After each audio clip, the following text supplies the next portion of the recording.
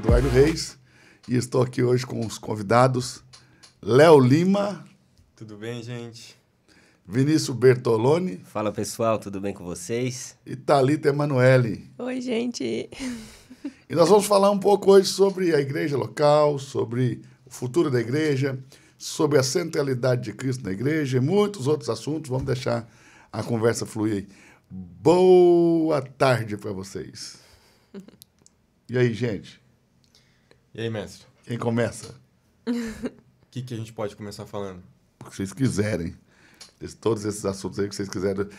Só para apresentar um pouquinho melhor, o Léo faz parte da mídia da Reino. Nós temos aí a igreja aqui em Balneário Camboriú, a Reino, e o Léo faz parte da equipe de mídia da Reino. Ele é um dos líderes da igreja e ele lidera aí, com a sua esposa Luana, a equipe de mídia da Reino. Então, vocês que já acompanham a Reino e acompanham as nossas mídias sociais, nosso Instagram, nosso canal no YouTube, o Léo que é um dos responsáveis e o líder de toda essa turma aí. O Vinícius está ali na igreja sendo preparado para ser um pastor. Já é um pregador, já tem pregado na igreja, tem vivido essa vida da igreja local. A Thalita é líder de equipes. Ela é também a pessoa responsável por estruturar todas as equipes da Reino. Nós vivemos uma experiência muito legal no México. Nós enviamos 4 pessoas da Reino para o México, para a Mosaic do México. A igreja Mosaic no México é uma igreja nova, né? Nova, uma igreja de 3 anos, mas é uma igreja que vem lá da Califórnia. Vem da Califórnia e lá na Califórnia, se não me engano, tem 10 anos ou 12 anos, alguma coisa assim. 10 anos, né? E nós aprendemos muito com eles são uma referência para nós. Nós enviamos, então, 4 pessoas que ficaram internos ali por 90 dias, 3 meses, trabalhando. Quantas horas por dia, Thalita? Muitas. Todas. Todas as possíveis. Em média? Em média, 8 horas. Em média, 8 horas por dia, eles trabalhavam. Nós enviamos 2 pessoas do louvor, uma pessoa para a mídia e a Thalita, que foi para a produção. E voltou, eles voltaram, né? E agora a Thalita está na frente aqui da implantação das equipes. Nós buscamos de lá da Mosaic tudo que era aplicável para a nossa cultura, para a nossa realidade de igreja.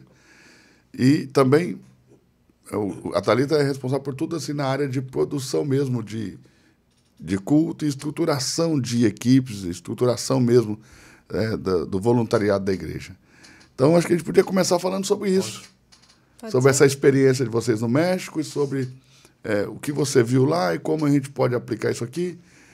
Também a gente poderia falar, Léo, como que foi, né, esse retorno dos meninos, como que a igreja reagiu, né, Vini? Tem sido um tempo muito incrível isso. E também, acho que daí a gente também já pode partir para essa questão de que nem tudo que a gente vê nas nossas referências é aplicável. Exato. Sim, com certeza. Na nossa realidade, na nossa cultura. Então, ter a maturidade, né? Ter clareza disso para separar as coisas, aplicar aquilo que é legal, aquilo que realmente vai trazer frutos para nós. E também nós temos uma outra referência nos Estados Unidos, que é Jesus Image, está lá em Orlando, do pastor Michael Culianos. E essa igreja é uma referência para nós por causa da centralidade de Jesus na vida da igreja, e é uma coisa que nós aqui na Reino também prezamos e nos esforçamos para que Jesus seja o centro de tudo que nós fazemos. Nós somos uma igreja cultural, não uma igreja de sistema, não uma igreja sistemática, uma igreja mais cultural, e nessa cultura Jesus é o centro. Eu acredito que nós estamos mais para movimento que igreja, para falar a verdade. Sim. A gente está mais para movimento, um movimento que prega Jesus do que uma igreja propriamente dita. Eu acho que igreja é o nome tradicional que se dá, mas eu creio que ali nasceu um movimento, nasceu realmente um movimento. E essa linguagem, mestre, de movimento, isso é algo muito poderoso, porque quando nós olhamos na história, nós vamos perceber que todo movimento ele surge com a insatisfação de alguma coisa. Como, por exemplo, o movimento contra a segregação racial de Martin Luther King, ele surgiu porque Martin Luther King quis lutar contra essa questão do racismo nos Estados Unidos e surgiu o movimento. E eu creio que a Reino, por ser um movimento no espírito, ela também surge com a insatisfação da religiosidade que foi pregada há muito tempo nas igrejas. E implantada, né, na mente de todo mundo. Concordo com isso, Vini, concordo muito. Então, dale, bora lá. Bom, primeiro que, pessoalmente, assim, a experiência de ter ido para o México foi um divisor de águas na minha vida, por poder realmente ver e vivenciar uma igreja, um movimento, né, que está há 10 anos à frente.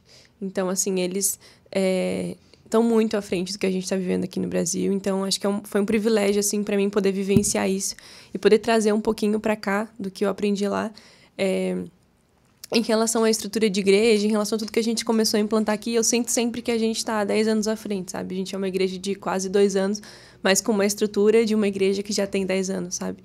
Então, hoje a gente está construindo algo ali que as pessoas estão vendo, assim, e ficam assustadas, sabe? Uau, é muito, muito organizado, é muito, sabe? E, assim, acho que o principal de tudo isso que a gente trouxe para cá, essa organização, essa estrutura de equipes que a gente trouxe, assustou muita gente, porque eles pensaram que a gente ia segurar o Espírito Santo, sabe? E algo que a gente trouxe também... Engessar a igreja. Engessar, exatamente.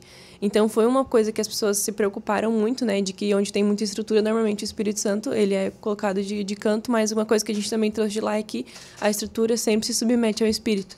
Então, a gente tem visto isso em todas as nossas reuniões, em tudo que a gente está construindo, que onde a gente está caminhando para um lado, o Espírito quer que a gente vá para outro, a gente não tem problema nenhum em largar aquilo que a gente está fazendo para fazer o que o Espírito Santo quer. Então, assim, isso que eu sou apaixonada é nisso, sabe? Que a gente está construindo as nossas equipes e formando as nossas pessoas, nossos líderes, para que eles sejam maleáveis e não se prendam, não ingessem aquilo que a gente está... o espírito naquilo que a gente está construindo. E eu penso que tem que ser assim.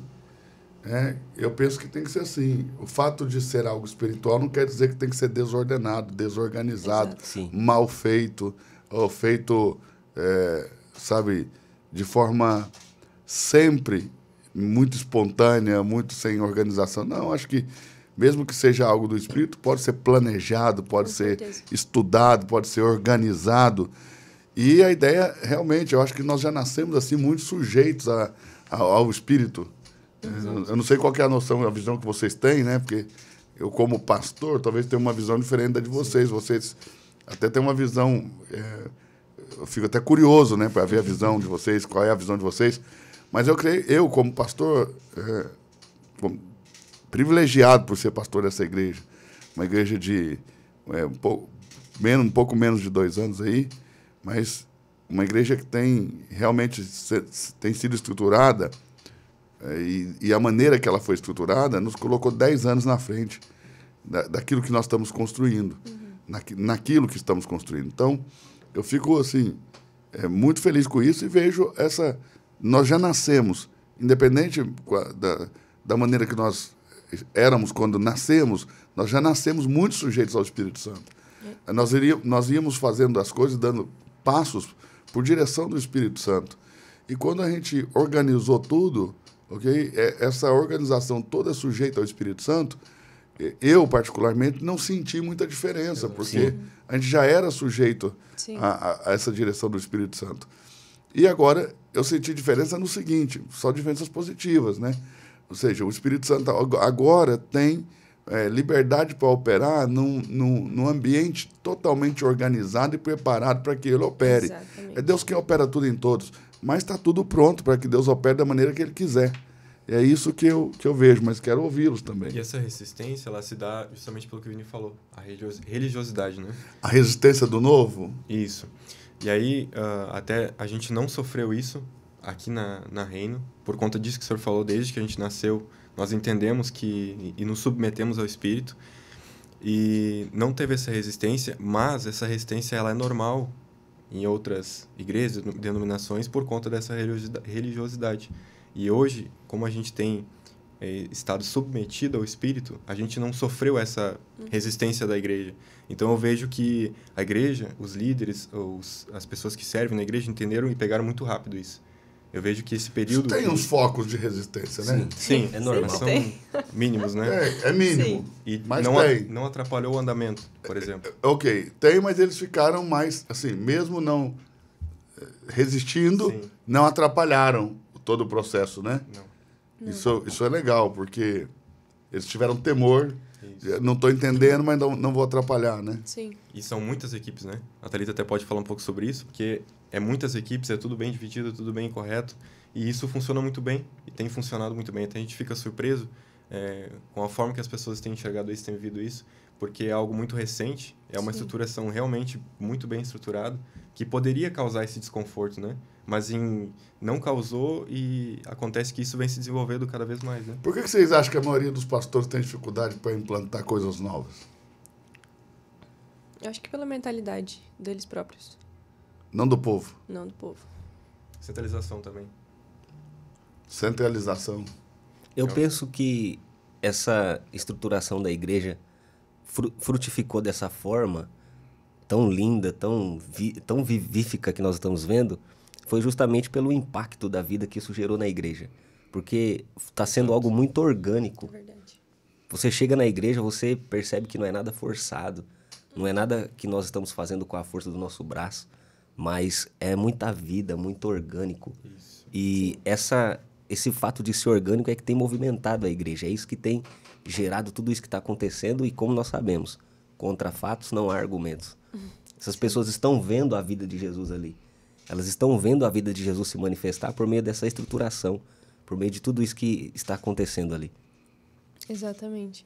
E é muito interessante porque quando a gente foi iniciar essa estruturação, a parte da Bíblia que a gente usou para falar sobre isso foi Gênesis capítulo 1, que fala sobre a estruturação de tudo. E ali logo no início fala que a terra era sem forma e vazia, mas o Espírito de Deus pairava sobre as águas. Então foi justamente isso, que no início quando a reunião iniciou, a gente trabalhava por demanda, né? Sim. Precisava de alguém no banheiro e alguém pro banheiro. Precisava de alguém na porta, alguém ficava na porta. Mas a gente sempre teve o Espírito parando ali sobre nós. A gente sempre foi submisso ao Espírito. E agora veio essa organização, e ele fala sobre a organização quando Deus começou a criar todas as coisas, que ele colocou governadores, que ele viu que era bom, que ele separou uma coisa da outra, que ele criou, que ele deu ordens, e a natureza escutou aquilo e fez acontecer. Então, a gente consegue entender que, assim, a organização é boa, porque Deus viu que era bom, e isso não quer dizer que não tem o Espírito Santo. Deus foi estruturando e a presença Exatamente. do Espírito estava ali. Exatamente. Ele estava logo no início. Então, isso é muito importante. Uma coisa que eu acho, assim, que eu mais amo na nossa igreja é a centralidade de Jesus, que nós somos uma igreja cristocêntrica. Queria que o senhor falasse um pouquinho sobre como isso nasceu, assim, sabe? Como o senhor teve essa visão clara de que nós precisamos ser uma igreja cristocêntrica. Ok, eu estava no meu escritório preparando uma mensagem para domingo e eu fui confrontado pelo Espírito Santo sobre quem era o Cristo. A pergunta do Espírito Santo para mim foi: quem é Cristo? E eu respondi, eu acredito que como qualquer crente, né? O senhor deu essa respirada também? Dei. Eu acho que foi mais profunda no dia. Mas eu respondi como qualquer crente responderia. Jesus Cristo é tudo para mim, é minha vida, é o ar que eu respiro. Minha luz. É tudo, é meu tudo. E aí o Espírito insistiu em me perguntar, e como revelado nas Escrituras, quem é Cristo? Meu Deus. E aí eu fui confrontado, porque eu estudei teologia em algumas escolas boas escolas de teologia. Eu reconheço que são boas escolas. Participei na academia também de uma forma muito intensa, né? Eu tive 2 cadeiras, uma na área da escatologia e outra na área de missões transculturais. Eu viajei para vários países do mundo, fiz missão, estudei com pessoas de diferentes nações. Já tinha minha escola estabelecida, ensinava muitos alunos, na internet mais de 22 mil alunos. E eu me deparei com essa pergunta e me vi sem resposta.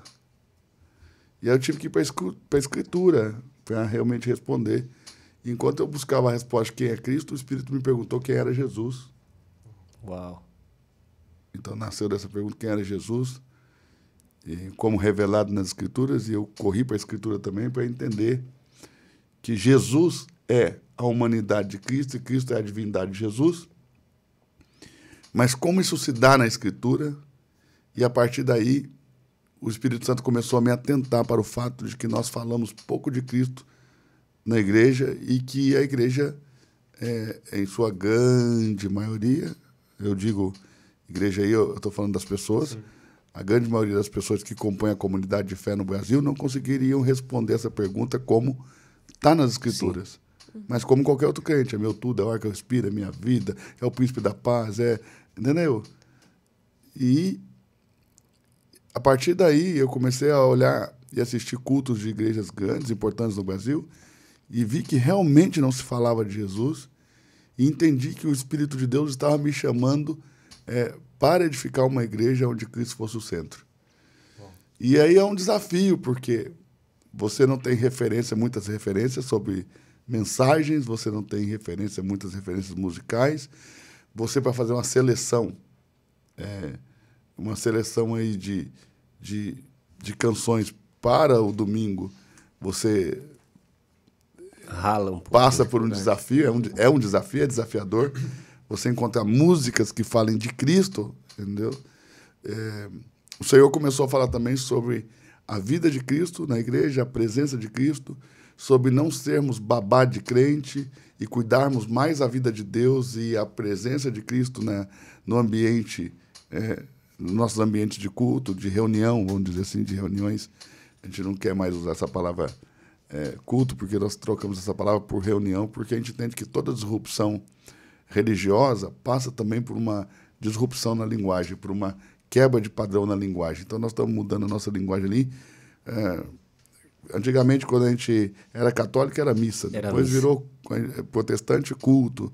E agora que a gente não se identifica muito com essa forma religiosa de ser, nós queremos usar reuniões, porque a gente entende que as pessoas não cristãs, e é outra coisa, né? Porque eu era ensinador da palavra, eu falava 100% voltado para a igreja, para dentro. Eu nunca falei para fora da igreja. E aí nós estamos mudando a linguagem justamente para a gente tentar falar para fora, alcançar fora. E o desafio do Espírito Santo também, além de sermos uma igreja cristocêntrica, é de sermos uma igreja evangelística. Então, eu preguei 20 anos sem fazer apelo. Agora estou tendo que fazer apelo na igreja e para mim está sendo uma experiência incrível, assim, quase que de um pregador que começou a pregar, depois de 20 anos. Então, é isso. Aí nasceu essa igreja, esse desejo, né, do Espírito Santo. Eu percebi o desejo do Espírito Santo que a igreja fosse cristocêntrica e nasceram todos os desafios de fazer uma igreja cristocêntrica. E durante esse ano de 2022 inteiro, nós estamos na igreja falando sobre Jesus aos domingos. O máximo que a gente consegue, a gente uma ou outra hora interrompe por também direção do Espírito para tratar alguma coisa ali de forma pastoral na vida da igreja, mas já voltamos ali rapidamente para essas mensagens sobre Jesus, sobre o Cristo. Nós acabamos de estudar sobre a identidade de Jesus no Evangelho de Marcos, né, aos domingos. Foi para mim incrível, revelador, descobrimos muitas coisas e também estamos fazendo algo, né? Porque às vezes o Espírito Santo te dá uma revelação poderosa e essa revelação ela aquece o nosso coração, ela nos empolga, nos instiga a avançar, ok? Mas passa uma semana e a gente já não fala mais sobre isso. Se perde, é uma revelação grande. Então nós estamos buscando também escrever sobre isso, né? Então já está saindo um livro aí, Escolha a Melhor Parte, que é uma série de mensagens que nós fizemos sobre Maria e Marta e a chegada de Jesus em Betânia, na casa de Marta. E já está saindo o livro, também vai sair o livro da série Quem é Cristo, Quem é Jesus e a Igreja Relevante, que é a série que nós terminamos ontem, né? Com a participação do bispo Júlio Vertúlio, lá de Sorocaba. Não, de Suzano, São Paulo. Suzano, São Paulo. Pastor, a igreja como um todo, por que o senhor acha que ela tem dificuldade de colocar Jesus no centro?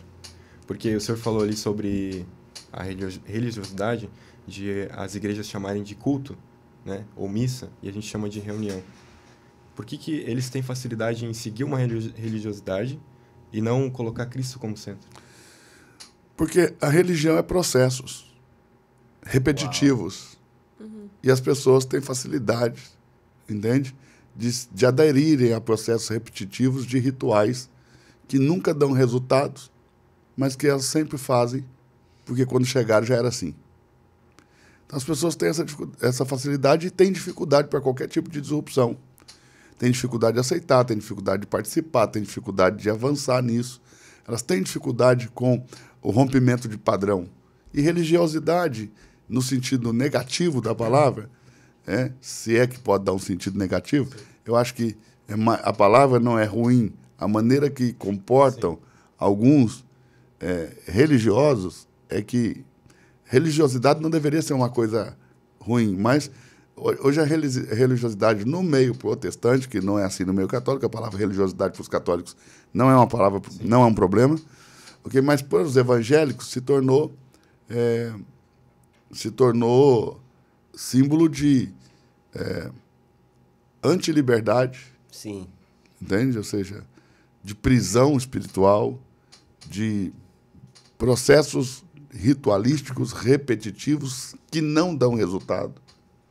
Então, o evangélico ele busca muito resultado. O evangélico, ele por si só, por sua natureza, ele busca muito resultado na relação com Deus. Entende? Ele busca isso. Ele busca ser ouvido, ele busca uma resposta, ele quer ouvir, ele quer ser ouvido, ele quer ouvir, ele quer falar com Deus, quer entender que Deus o ouviu e ele quer entender que Deus o respondeu. Ele busca isso. Se não há essa interação com Deus, para o evangélico, se torna religiosidade. Entende? Então, processos repetitivos, rituais repetitivos que nunca dão resultado. Uau. Isso seria, ao meu ver, a religiosidade. E quebrar isso, né? Porque a gente vive isso dentro da igreja evangélica, ainda que a maior parte dos evangélicos abominam isso, mas acabam caindo nisso. Não acredito que eles caem muito nisso por causa da... Como vou dizer? Da comodidade. Zona de conforto, né? Eles caem numa zona de conforto, isso mesmo. Fica cômodo viver aquilo e vira ali o arroz e feijão do todo dia e pronto. Então a gente pode falar que a Reino ela nasceu com uma cultura disruptiva. Porque o senhor já citou ali que a gente chama de reunião e não de culto, e a gente tem Cristo como centro. Uma igreja que nasce no meio da pandemia já nasceu disruptiva. Nós nascemos no ponto mais alto da pandemia, ou seja, no ponto de maior fechamento, de maior proibição de todas as formas, e na contramão de tudo. Ou seja, tem que ser disruptiva. Nasce no meio de uma aula, eu largo os alunos sozinhos, saio correndo para a sala para contar para minha esposa. Minha esposa tinha tido um sonho que estava grávida, entende? E que sentia dores de parto, e que Deus falava que ia nascer, e ela também entendeu que era igreja. E a minha esposa sempre me falou, né, sobre a gente ser pastores um dia, ela sempre me falou da responsabilidade que é isso. Então, ela não agarraria isso se ela não tivesse uma direção de Deus. Então, quando ela teve esse sonho, eu entendi que Priscila realmente teve uma direção de Deus para pastorear juntamente comigo, e a gente aceitou esse desafio do Espírito Santo de juntos edificar essa igreja. Entende? Eu, Priscila, Lorenzo, porque o Luca ainda não existia, pouco tempo depois ela engravidou do Luca. Então, eu penso que o encargo principal é meu, da Priscila, do Lorenzo e do Luca. E se a família não estiver ali, edificando a igreja, eu creio que esse movimento que nós estamos gerando no Espírito, está sendo gerado no Espírito, né? Não nós, mas que o Espírito Santo está gerando por meio de nós, ele seria impossível. Entende? Porque eu penso que ele nasceu primeiro na minha família. Nasceu nessa revelação do Espírito, no momento que eu estava dando uma aula, eu saí correndo. Nasceu no sonho que Priscila teve. Entende? Nasceu nessa alegria do meu filho de estar ali, de pedir para ir. Isso é nítido no de chorar para entregar uma contribuição, para manifestar generosidade, entregar uma oferta.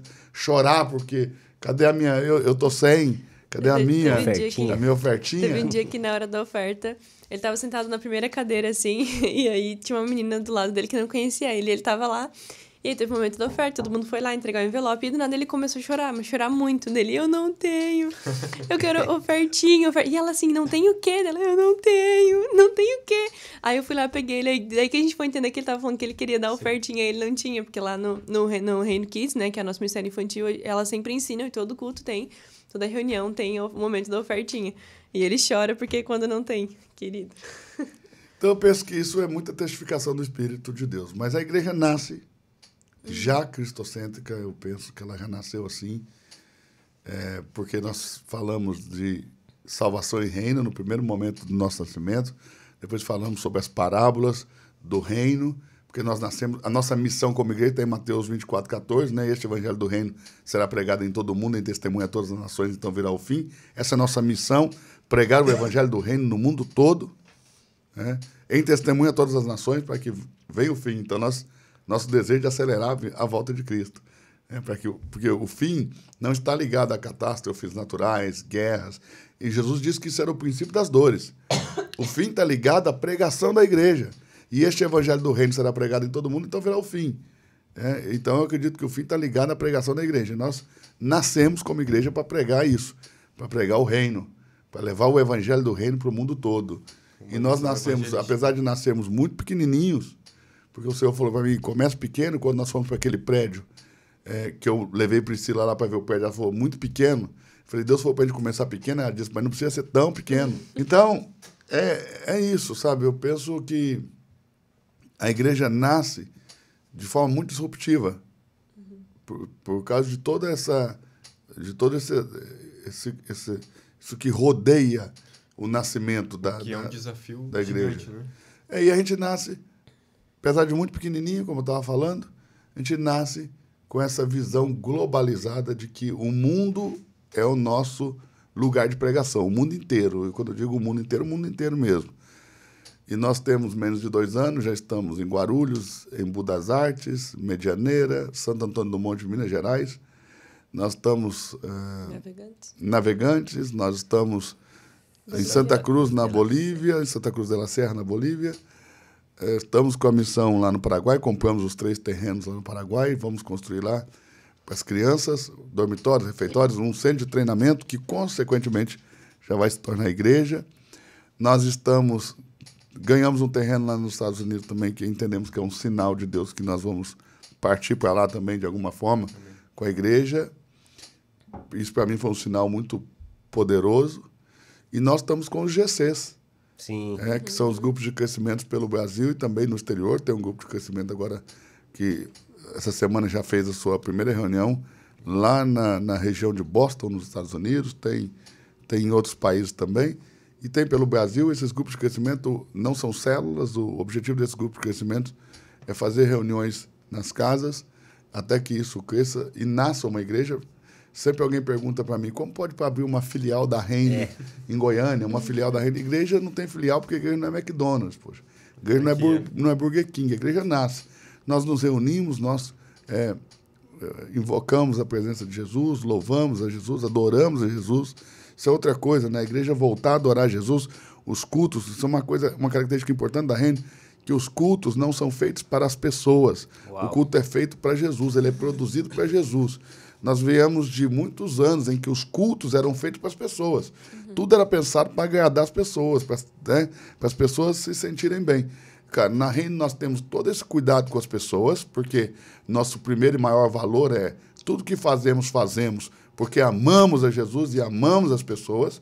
Então nós temos todo esse cuidado com as pessoas, mas nós temos um cuidado maior com a presença de Jesus, com a vida de Jesus e de dirigir o culto para Ele. O culto não é para nós. O culto não é para quem vem na reunião. É para Ele. A adoração não é para quem vem na reunião. A adoração é para Jesus.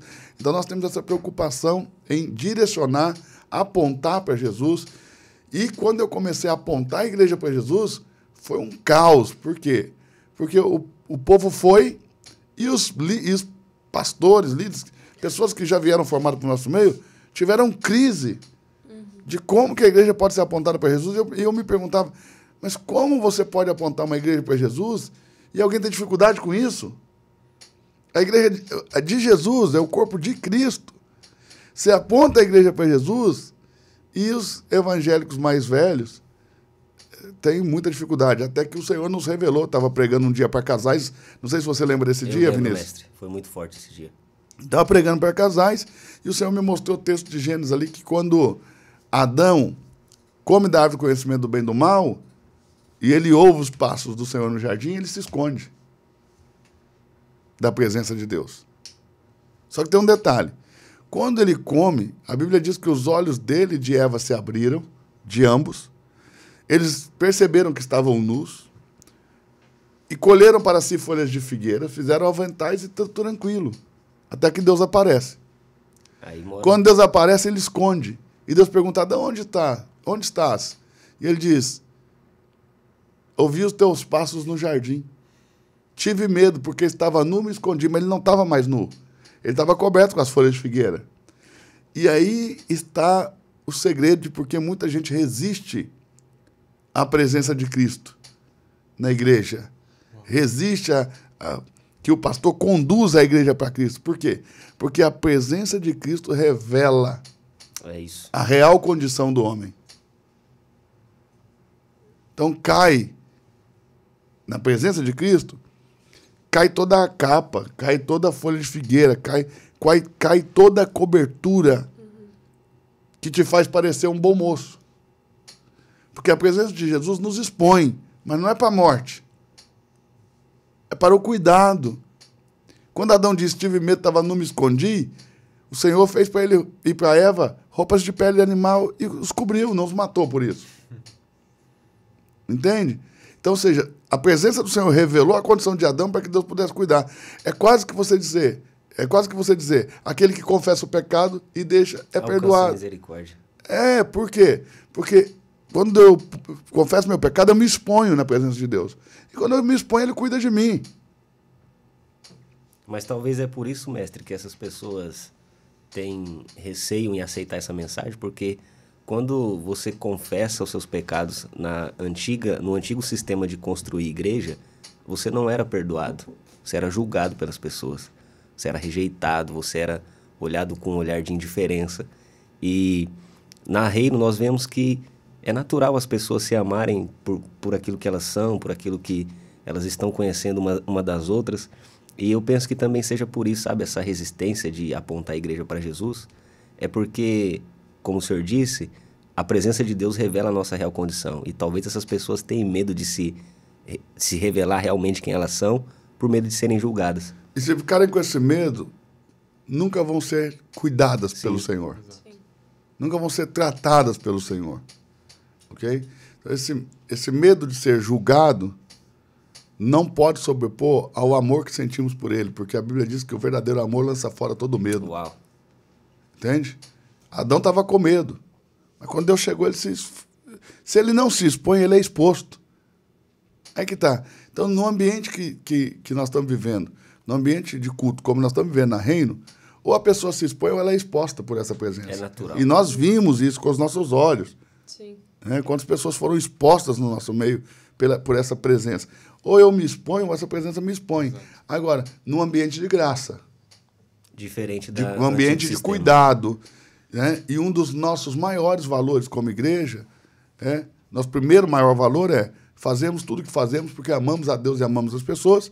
E um outro valor muito importante que nós carregamos é pessoas são mais importantes do que coisas. E quando as pessoas são mais importantes para você do que as coisas, quando as pessoas são mais importantes que os resultados, ok? Quando a pessoa é exposta e as suas debilidades aparecem, nossa tendência é cuidar de pessoas. Porque nós amamos pessoas. E é isso que eu tento, de todas as formas, imprimir no meu ministério pastoral, para que as pessoas que conosco congregam possam ter essa referência e não outra. Entende? Eu me esforço para isso. Mas, olha, eu estou falando demais, quero ouvir vocês, gente. Vocês começam a falar aí. Com isso, nós entendemos também que não somos nós que mudamos o comportamento das pessoas. Com certeza. Mas é Cristo, a presença de Jesus. Exato. E talvez essa dificuldade de algumas pessoas chegarem ali e não conseguir colocar Jesus como centro é porque elas querem mudar o comportamento das pessoas. E não permitir que assim Jesus... era feito no passado, né? Exato. Como que funcionava a igreja no passado, mestre? Como que você pastoreia? Você precisa mudar. E quando a gente prega olha, Cristo... o passado... Um passado não tão distante. A igreja de sistema, a igreja cheia de sistema, de métodos, ela é uma igreja que precisa alienar pessoas. No mínimo, subjugar. Ok? Se fala pouco de liberdade, há pouca liberdade, tanto no espírito como de pensamento.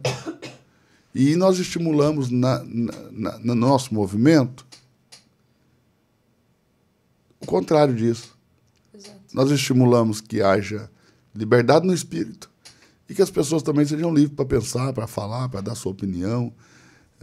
Eu não vejo no nosso meio ninguém sendo tolhido na sua opinião, ninguém sendo julgado por uma opinião. As pessoas têm liberdade para falar. E eu creio também que isso, o que ajudou muito, vocês podem falar melhor do que eu, foi esse meu posicionamento de não me elevar sobre as pessoas como pastor, de me assentar com todo mundo, de não ter uma cadeira especial, de não ser tratado com diferença. É óbvio que, como líder, você sempre tem um tratamento, como que eu vou dizer? Mas esse tratamento que a gente tem com o senhor, de honra, não mas não é imposto. Claro. Exato. Você tem das pessoas um tratamento de maior cuidado, vamos dizer assim. É um reconhecimento. Mas por reconhecimento, né? Exato. Por exemplo, eu nunca precisei tirar ninguém das cadeiras para sentar, as pessoas oferecem. Enquanto a partida, quando chega um pastor em nosso meio, eles querem arrancar as pessoas dos lugares. Mas o que nós ensinamos? Que as pessoas não vão sair. Porque se a pessoa teve fome de chegar mais cedo, de se assentar na frente para receber de Deus, quem chegou atrasado não tem o direito. Por mais pastor que seja, apóstolo, ou que vice-querubim do céu, não sei o que é, vice-deus, querubim celestial, ele não tem esse direito de tirar a pessoa dali, poxa. Sim. Porque se ele não teve fome para chegar antes, se contente com ficar atrás, ou não entrar, porque no nosso caso nem entra, né? Não. Quantas vezes nos domingos nós temos que fechar as portas nos 3 cultos, fica a gente de fora, as pessoas não podem entrar. Eu acho que no último domingo, teve pessoas que falaram comigo que descendo já na rua, não acharam vaga, na rua atravessando, não acharam vaga e já foram embora, porque falou assim, não tem descendo nem nas laterais, fui embora. E a nossa rua, uma quadra nela é gigantesca, né? Então o cara vem lá de cima, não vê nada de vaga, o cara vai embora. Entende? Então, no nosso caso, se a pessoa não tiver fome para chegar mais cedo, ele nem entra. Quanto mais você está na frente. Então, eu penso que ajudou muito essa questão do acesso, de eu falar para todo mundo, não precisa nem me chamar de pastor, me chame pelo meu nome, eu até prefiro. E um posicionamento. Eu decidi que a liderança no nosso meio é pelo serviço. A liderança nasce por servir as pessoas. Foi o que Jesus falou, quem quiser ser o maior, que sirva. Entende? Então, se eu quero ter uma posição de destaque, se eu quero ser reconhecido, sirva. Não tem problema nenhum que você tenha esse desejo no seu coração. Agora, como que você vai conseguir isso no nosso meio? Não é com a carteirinha dando carteirada no povo. É servindo. É servindo. E isso na nossa igreja, eu acredito que é uma das características mais lindas do nosso meio ali. É um movimento diferente. Sim. Exato. É um movimento diferente. E o que o Léo disse também, mestre, em relação ao fato dessas pessoas quererem mudar as pessoas, ao invés de deixar isso na mão do Espírito Santo, tem sido algo muito forte, como o senhor sempre menciona isso, que no sistema antigo, para as pessoas, primeiro, fazer parte da igreja, elas tinham que passar por um processo gigantesco.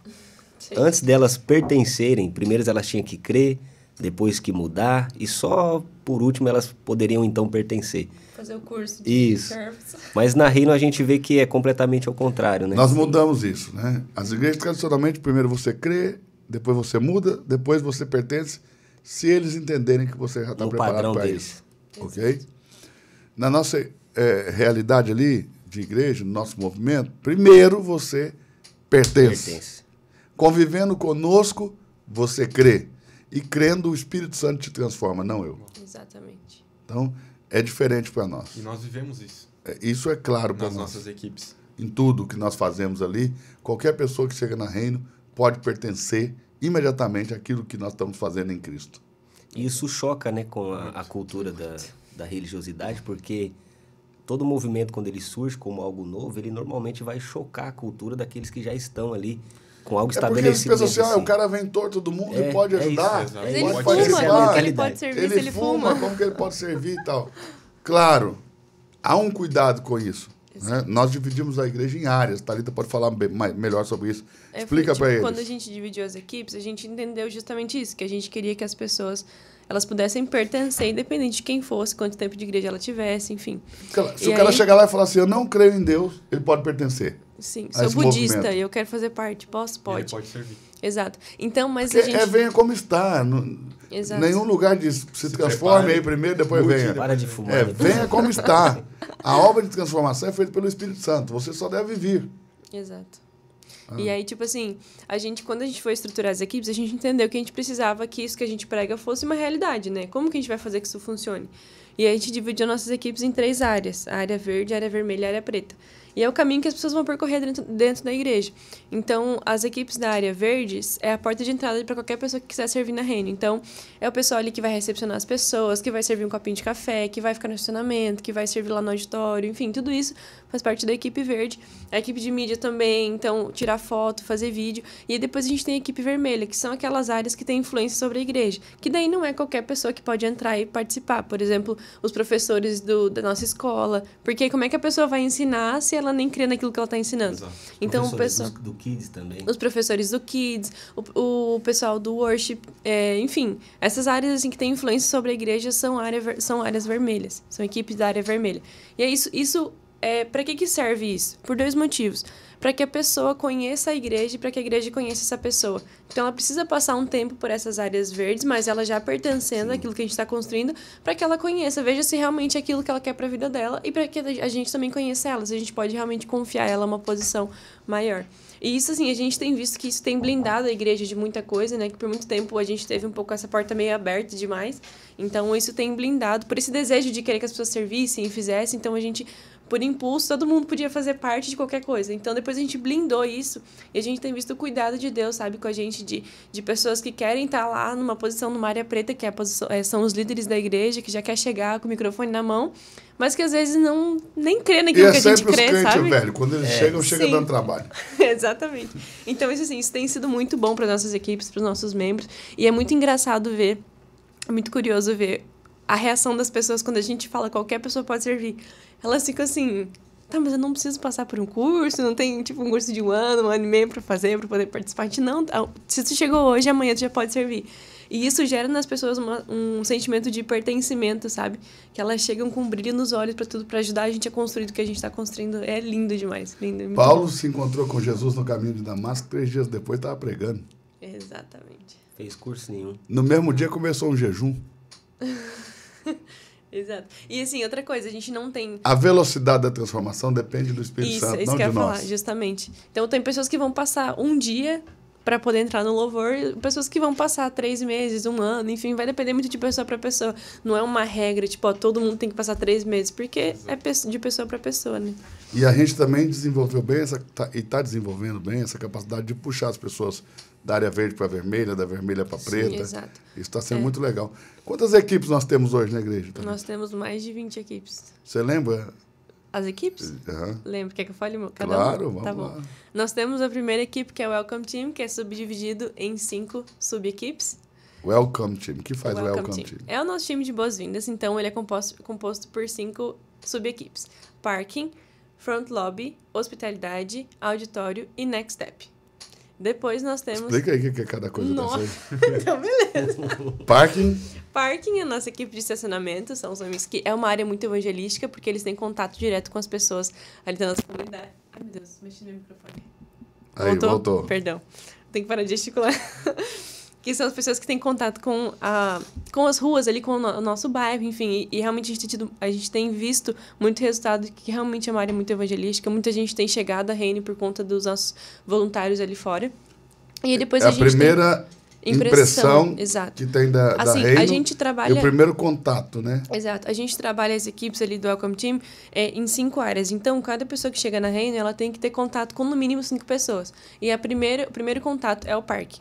Que é lá no É impossível você entrar e sair sem que ninguém fale com Exatamente. Assim, pode escapar 4, mas um vai falar com você. Não, tipo assim, a gente tem... Um dos 5 vai falar com Exatamente. A ideia é que seja 5.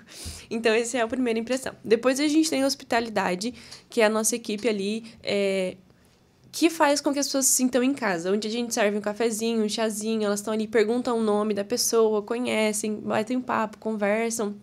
Essa é a nossa equipe de hospitalidade. Isso é um outro detalhe importante, porque como as pessoas são muito importantes para nós, como igreja, nós... eu não sei se fala igreja ou movimento, mas vamos falar igreja para o pessoal entender. Sim, entender. Mas, assim, como igreja, é muito importante... Daqui a pouco alguém vai falar, pastor, vocês não são uma igreja?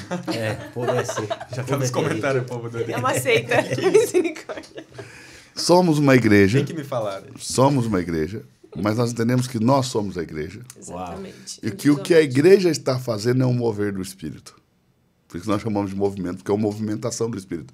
Como quando ele pairava sobre a desordem e o caos lá em Gênesis 1, 2. Então é um mover do Espírito, é um movimento, sim, espiritual, que a igreja, que é o corpo de Cristo, está realizando. Mas como igreja, as pessoas são muito importantes para nós. Então, esse momento de hospitalidade é um momento que a gente conecta pessoas com pessoas para que pessoas conectem pessoas a Jesus. Exato. Deixa eu ver se eu me explico. A gente pega as pessoas que já fazem parte e a gente vai para a rua ali, para a porta do nosso prédio, bem na porta mesmo, na calçada, porque a gente não tem espaço. Uhum. E a gente dá para elas um chazinho, um café, uma bolachinha e começa a bater papo. E por que nós fazemos isso? Porque nós descobrimos que 80% das pessoas que seguram um copo, as pessoas estão... Você tem 80% mais de chance de começar um diálogo com alguém que está segurando um copo, um café, um chá, uma bebida. Mesmo nas baladas, né? Quem está segurando uma bebida alcoólica e tudo. Quando a pessoa está bebendo alguma coisa, ela tem 80% de chance, você tem 80% de chance a mais de começar um diálogo com essa pessoa. Então a gente serve o cafezinho, para servir o cafezinho ou chá, a gente já pergunta o nome, escreve o nome da pessoa no copinho ali, meio Starbucks, só que a gente já descobriu o nome da pessoa e a gente já pode chamar ela pelo nome, gerar essa intimidade, começar um diálogo, conhecer ela, ver qual é o perfil dessa pessoa, o que ela faz, o que ela gosta, onde ela vive, por que ela está ali, se é a primeira vez, e a gente conecta essa pessoa a uma pessoa que tem o mesmo perfil dela, um perfil semelhante, para que essa pessoa que já está conecte essa pessoa com Jesus. Então, isso é algo que eu quero, como pastor, que amadureça, eu desejo e oro que amadureça muito no nosso meio, porque eu entendo que a preocupação com pessoas deve ser prioridade para nós, e por isso nós temos esse momento de hospitalidade que acontece 30 minutos antes de cada culto, ou reunião. De cada reunião. O povo entender. Exato. Não, aí é porque eu tenho esse vício do culto. Sim. Porque não quer dizer que nós estamos gerando uma disrupção, que isso já está estabelecido dentro de nós. Nós estamos sendo tirados de uma zona de conforto pelo Espírito Santo, incomodados pelo Espírito Santo, desafiados pelo Espírito Santo a mudar. E estamos nesse processo de transformação e de mudança. A Reino tem menos de 2 anos, mas ela já transformou. E quando eu fiquei assim, meio assustado com as mudanças rápidas, o Espírito Santo falou ao meu coração. Né? De que maneira? Quando uma criança nasce, quais são os momentos de maiores transformações dessa criança? Os primeiros anos. Então, os primeiros anos de toda a igreja, de todo o corpo que nasce, são anos de transformações grandiosas, de muitas transformações. E nós já nascemos assim, e em menos de 2 anos vivemos transformações. Parece que nós vivemos 10 anos em 2. Muito intenso. E nós estamos estruturados já para os próximos 10 anos, com uma visão clara de para onde estamos indo, do que estamos fazendo, projeto estabelecido, organizado, e metas estabelecidas, e estamos indo para cima mesmo. Vamos fazer acontecer. Mas, continuei. Aí temos essa equipe da hospitalidade, isso, que é a segunda, né? Então, a primeira é o parking. Depois a hospitalidade. Depois temos hospitalidade. Depois temos o front lobby, que é a nossa equipe de recepção. Então, quando a gente abre as portas para a entrada, tem uma equipe ali com as plaquinhas, dando boas-vindas, enfim. Então, alguém ali vai te cumprimentar. Depois nós temos a nossa equipe de auditório, que fica dentro ali do auditório da igreja, do prédio da igreja. E ali a equipe do auditório é responsável por tudo que acontece ali dentro. Então, no momento das ofertas, eles que levam o envelope, que levam as maquininhas, eles cuidam da limpeza do banheiro, eles guiam as pessoas até os assentos, acontece qualquer imprevisto, eles que vão lá ajudar, cai um copo de água, eles vão secar. Então, são pessoas muito atentas a tudo que está acontecendo ali, pessoas ágeis. E também pessoas que saibam resolver conflitos muito fácil, porque hoje a gente tem um problema ali, uma problemática bem clara, que é porque a gente não tem espaço. Né? Então, acaba que as pessoas ficam incomodadas de não ter um lugar para sentar. Às vezes, chega um casal e a esposa não tem onde sentar. Sim. E o homem já fica um pouco mais nervoso. O marido de um lado, a esposa Exato. Do outro. Então, um senta no puff, o outro fica em pé. Exato. Então, essa nossa equipe de auditório é responsável por tranquilizá-los e, enfim, ajudar da melhor forma e fazer com que eles se sintam confortáveis com o que a gente pode fazer. Então, quando a gente começou o terceiro culto, eu pensei, vai aliviar os outros 2, né? Eu também pensei. Lotou os 3. 3 cultos lotados, meu Deus. E agora nós vamos ter que ir para 4. Né? Já estamos aqui estudando aí para não forçar as equipes de voluntários, né? Porque a gente não quer ativismo ministerial, mas precisamos receber as pessoas. Sim. E se fizer 4, vai ficar 4 lotados. Eu tenho medo que fique 4 lotados em vez de aliviar os 3 que resistem. E depois nós temos a nossa equipe de Next Step, que ela é nosso balcão de informações. Então, no final das reuniões lá fora, tem uma equipe para tirar dúvidas, para dar informações sobre batismo, sobre os eventos, sobre qualquer dúvida sobre as equipes. Então, se alguém quer servir, a gente direciona elas para essa equipe, porque daí eles conhecem todas as equipes e vão direcionar para os líderes, né? Next step, traduzindo aí, seria... Próximo passo. Próximo passo. E aí, esse é a nossa equipe. Eu já sabia, só para você falar pro pessoal, pô. Próximo passo. E depois a gente tem essa nossa equipe de Welcome Team. Depois nós temos o Creative. Falei, Léo, quais são as equipes do Creative? Sub-equipes. Nós temos 7 sub-equipes. Ô, Lu, você consegue um pouquinho de água para mim? Do Creative. Gente, a Lu vai aqui, ó, nossa produção. Passa Dá para ela aí, olho. Vini. Olha lá, Apareceu. apareceu. Obrigado. Vai lá, Lu. Nós temos 7 sub-equipes, que seria o vídeo. Essa equipe faz as captações internas, a experiência de culto que a gente posta nos stories, faz a captação interna, faz a captação em estúdio, ou seja, é responsável por toda a produção audiovisual, que vai para o nosso feed, que vai para o prédio, enfim. Nós temos a equipe de fotos, que faz captação externa, os lifestyles, que faz captação em estúdio, que faz a captação nos cultos, que a gente proporciona a experiência de culto para as pessoas nos stories. A gente tem a equipe de design, que é o pessoal que cria todas as nossas artes, para tudo, banner, as telas que vão para o telão, no anúncio, lá no prédio. E eles também, durante as nossas reuniões, eles criam as artes. Obrigado, Lu. Com os cotes, que vai para as redes sociais também. A gente tem a web, que seria a nossa equipe de redes sociais, que faz o gerenciamento das redes sociais, faz a programação, o calendário, organiza tudo. Nós temos a outra equipe, me ajuda aí, Thalita. Comunicação, essa é muito importante, o pastor citou ali alguns resultados que a gente tem entregado, que seriam os livros. A gente crê que nós somos uma igreja muito evangelística, nós precisamos tornar isso,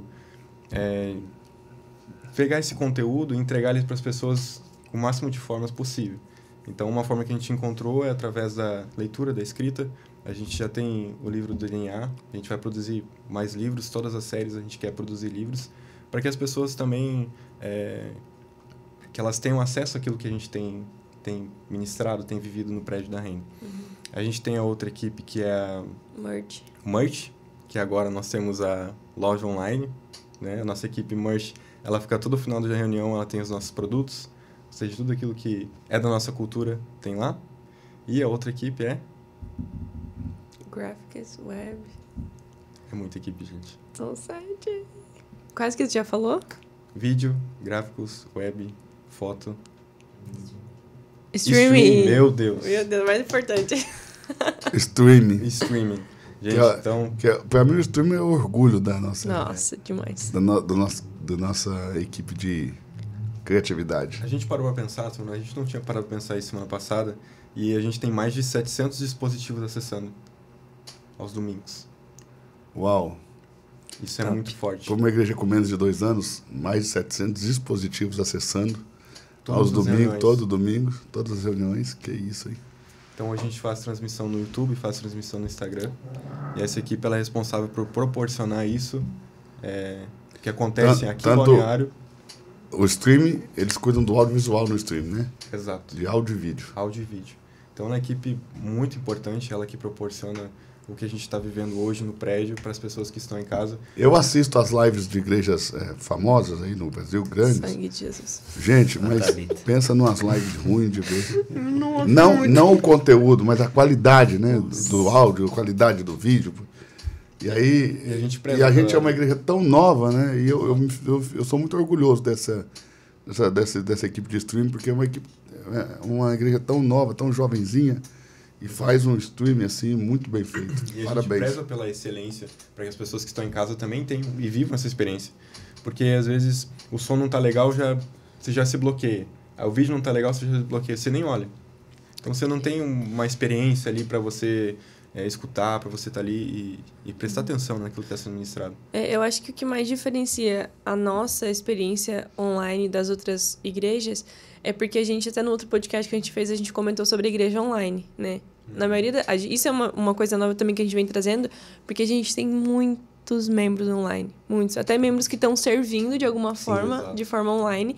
Então a gente preza por essa experiência para que eles possam sentir a mesma coisa que a gente sente lá presencialmente. E até uma coisa que a pastora Priscila falou, né, quando ela estava nos Estados Unidos, ela vinha com o olhinho cheio de lágrimas, assim, e fala, nossa, realmente eu consigo sentir o que vocês estão sentindo aí, sabe? Porque com a excelência da nossa equipe de streaming, eles conseguem transmitir a vida, a Priscila sabe? ficou nos Estados Unidos forçadamente, não porque queria, né? Porque Sim. o nascimento do Lucas, 7 meses para lá. Então, em 7 meses, e ela teve que assistir 7 meses por nossos canais de streaming. E ela realmente... E as lágrimas, porque vivia a experiência de culto. Exatamente. A experiência da reunião. E eu vejo que isso, mestre, é muito isso que nós vivemos durante essas quintas-feiras, onde foi falado sobre a igreja relevante. Por mais que fisicamente nós somos pequenos, mas aquilo que nós estamos construindo, através de um nível de excelência muito grande, tem se tornado relevante nesse Brasil. E a gente contabiliza tudo, né? Depois que a gente descobriu que números são pessoas. Sim. Exato. Os números passaram a ser muito importantes para nós, porque a gente descobriu que números são pessoas. Exato. Então, por detrás de cada númerozinho daquele, tem uma pessoa. Exato. Pelo menos no streaming, pelo menos uma. Pode haver mais atrás de cada dispositivo. Exato. Nós temos 700 dispositivos ligados aos domingos. Quantas pessoas podem estar assistindo? Sim. A maioria das vezes são famílias, né? A maioria das vezes tem famílias assistindo. E uma coisa que o Senhor sempre ensinou pra gente aqui ali no prédio da Reino é que não importa quantas pessoas chegarem, a gente vai fazer com a mesma excelência do que como se fosse para 1.000 pessoas. Sempre, desde que nós nascemos, se tiver 10 nós vamos fazer, se tiver 100 nós vamos fazer, se tiver 1.000 nós vamos fazer, da mesma maneira. E na transmissão é a mesma coisa. Se tiver uma pessoa assistindo, a gente vai fazer com a mesma excelência do que se tivesse 1.000 pessoas online, sabe? Então essa excelência com cuidado de cada pessoa. Nós começamos no Instagram recentemente, nossos dispositivos, pessoas, né? Ali no Instagram não um número tão relevante ainda, porque é uma semente, ok? Mas nós fazemos com todo carinho, com todo amor, com todo empenho, como o outro... Com excelência, né? Com excelência, como o outro que tem lá 300 dispositivos ligados, 350 dispositivos ligados, já batemos 500 dispositivos ligados ao mesmo tempo ali. Então, muito legal ver isso aí. E aí nós temos também a equipe de produção, que é mais uma equipe que se subdivide. Foi uma equipe, assim, que eu não sabia que ela era tão necessária, e depois que a gente começou a estruturar ela, nossa, aliviou muito tudo, assim, eles são incríveis também. Então, a equipe de produção ela é responsável por toda a experiência das reuniões ali no prédio da Reino. Então, tudo que as pessoas sentem, escutam, veem, é a responsabilidade deles. Então, desde a temperatura do ar-condicionado, o volume do som, como está a iluminação, as transições, que horas começa a oferta, que horas termina. Quando o pastor começa a fazer o apelo, eles vão lá e faz a luzinha ficar baixinho. Eles são muito top. Parece que você está num filme, assim. Eles são muito bons. Aí o pastor termina, vai festejar, a luz vai... Muito legal. Muito top. Então, eles são responsáveis por essa experiência de reunião ali no prédio da Reino. Desde a hospitalidade também, eles desde antes de começar a reunião, eles já estão lá organizando tudo, o som que fica lá fora, tudo, eles são responsáveis ali de experiência visível. A gente tem som na rua? Oi? A gente tem som na rua? Tem. Os vizinhos amam a gente. A gente deixa baixinho, mas a gente tem. A gente tem som na rua, gente. Tem som na rua. E aí depois a gente tem a nossa equipe de setup, que é a nossa equipe de manutenção, construção, transporte, tudo. Que eles são a nossa mão de obra. Então, é uma equipe, assim... Dá exemplos de coisas aí que o Serap construiu, só para o pessoal entender. A nossa mesa da hospitalidade é uma mesa grandona que não tem um parafuso, não tem um prego. É totalmente... Isso é muito... A engenharia, a inteligência aí do Serap, muito... Não tem um prego, não tem um parafuso, não tem nada. Ela monta e desmonta. Exatamente. Que pra gente é muito As nossas prático. mesas de trabalho também, durante a semana... São mesas enormes, marca essa daqui. Porque durante a semana nós estamos no prédio da Reino, de que hora, Thalita?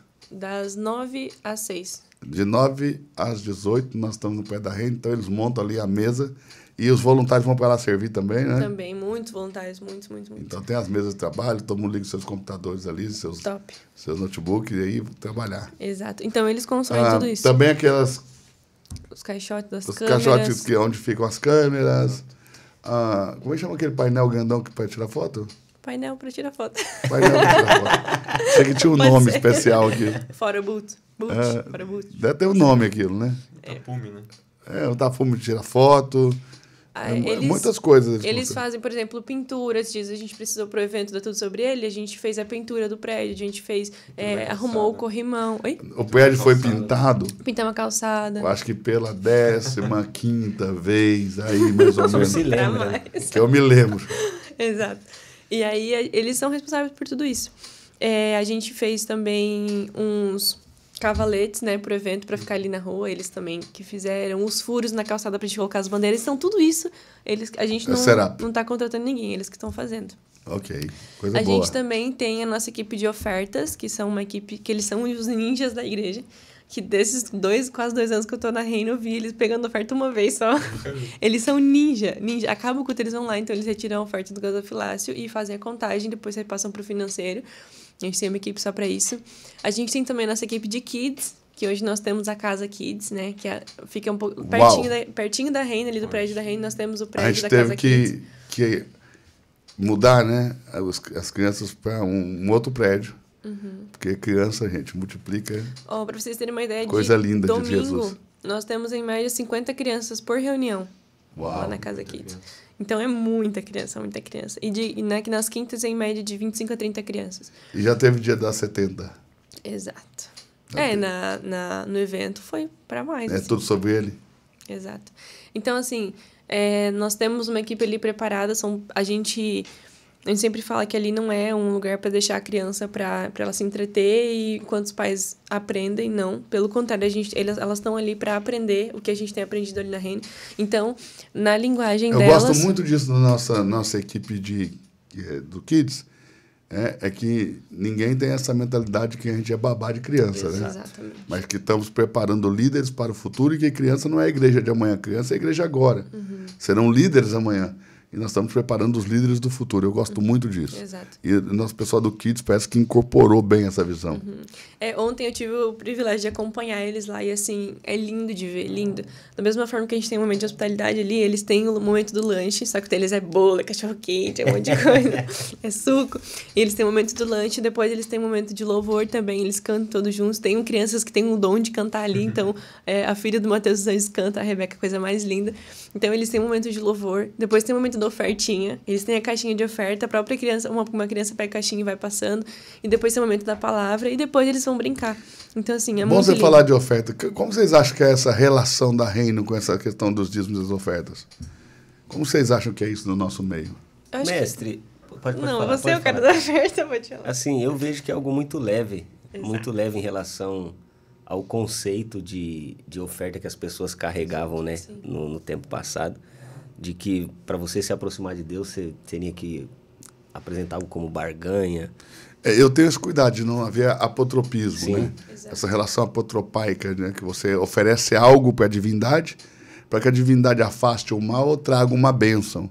Eu tento estabelecer de que nós fazemos o que fazemos, não porque somos obrigados, primeiro por espontaneidade, voluntariedade, generosidade, gratidão e também porque já fomos abençoados. Eu Exato. penso que esse é o mais importante, porque eu fui abençoado pelo Senhor e em gratidão eu manifesto a minha generosidade de forma espontânea, de forma voluntária e eu tenho lutado para que seja diferente. Mas eu queria saber qual é a percepção de vocês real, mas bate a real, não vem com conversinha não, pá.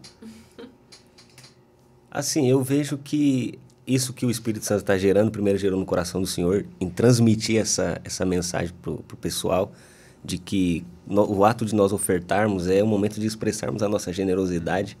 Isso tem transformado a mentalidade das pessoas no momento de ofertar. Sim. Porque eu estava estudando um pouquinho sobre essa questão de prosperidade e o fato de uma pessoa se tornar um gerador de riqueza é justamente isso. Ela expressar a generosidade do seu coração, porque quando nós expressamos a generosidade, nós entendemos que nós só fazemos isso porque antes Deus fez por nós. E isso tem despertado muitas pessoas na Reino. Essa questão de generosidade por aquilo que Deus fez por nós, e generosidade não é o que fazemos, é o que nós somos. E apesar de ninguém ser obrigado a fazer nada lá, é um princípio do qual nós não abrimos Sim, mão por ser princípio. Mas qual que é a reação das pessoas? Como vocês veem?